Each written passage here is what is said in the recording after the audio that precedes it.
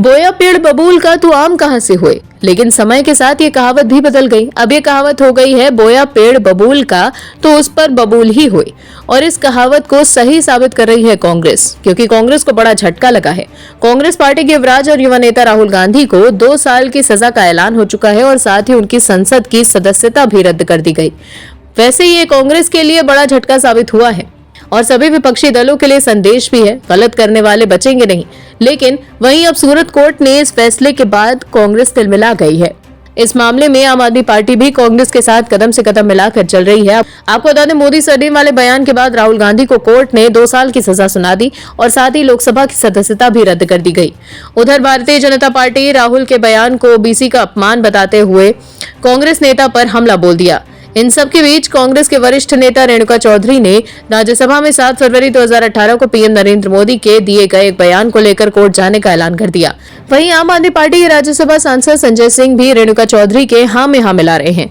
संजय सिंह ने रेणुका के वीडियो को शेयर कर ट्वीट करते हुए लिखा कि भरे सभागार में ठहाका लगाकर मोदी जी और पूरी भाजपा एक महिला की तुलना राक्षसी से कर रही थी। ये है मोदी जी के संस्कार। लेकिन रेणुका चौधरी और संजय सिंह की दावों में कितनी सच्चाई है, बताते हैं आपको। सबसे पहले बड़ा सवाल यह है कि क्या संसद की कार्यवाही के दौरान दिए गए बयान को कोर्ट में चुनौती दी जा सकती है। दरअसल 7 फरवरी 2018 को राज्यसभा की कार्यवाही के दौरान पीएम नरेंद्र मोदी ने कांग्रेस नेता रेणुका चौधरी के बयान पर चुटकी ली थी। पीएम ने कार्यवाही के दौरान अपने भाषण में कहा था, मेरी प्रार्थना है कि रेणुका जी को कुछ नहीं कहिए। रामायण सीरियल के बाद ऐसी हंसी सुनने का आज सौभाग्य मिला है।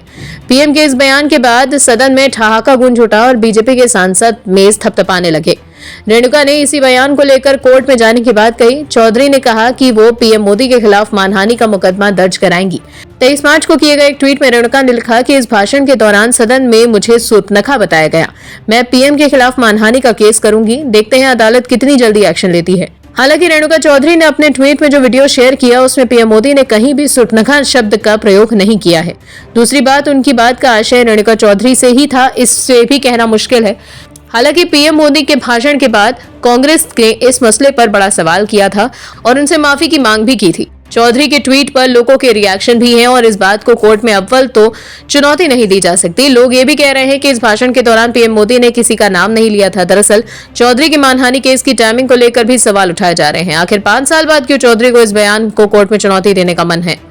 तो वहीं अगर सदन की कार्यवाही के दौरान कोई सदस्य ऐसे शब्दों का चयन करते हैं जो सदन की मर्यादा के अनुकूल नहीं है, तो उसको कार्यवाही से हटाने का फैसला राज्यसभा के सभापति या लोकसभा के अध्यक्ष के पास होता है। पीएम मोदी ने जो बयान दिया था उस सदन की कार्यवाही से हटाया भी नहीं गया। आपको बता दें, गौतम अडानी पर केंद्र सरकार को घेरने के दौरान राहुल गांधी के कुछ बयान को लोकसभा की कार्यवाही से अध्यक्ष ने हटा दिया था। आपको बता दें, 2019 में लोकसभा चुनाव के दौरान राहुल गांधी ने पीएम मोदी पर हमला बोल दिया था। जिस मामले में उन्हें सजा हुई थी उसमें उन्होंने सीधे पीएम मोदी का नाम लिया था। वहीं कोर्ट से सजा मिलने के बाद राहुल की संसद की सदस्यता भी रद्द कर दी गई है। ऐसे में तिलमिलाई कांग्रेस के नेता पीएम मोदी पर निशाना साध रहे हैं और जबरदस्ती मानहानि का केस करने का ऐलान कर रहे हैं। लेकिन वो ये भी भूल गए कि संविधान के आर्टिकल 122 के तहत कोर्ट संसद की कार्यवाही पर टिप्पणी या उसकी जांच नहीं कर सकता। सदन के अंदर की कार्यवाही को लेकर फैसला लेने का अधिकार राज्यसभा के सभापति या लोकसभा के अध्यक्ष के पास होता है। OMH न्यूज के लिए नीतीश राजपूत की रिपोर्ट। और भी वीडियोस देखने के लिए चैनल को सब्सक्राइब करें और बेल आइकन को दबाएं।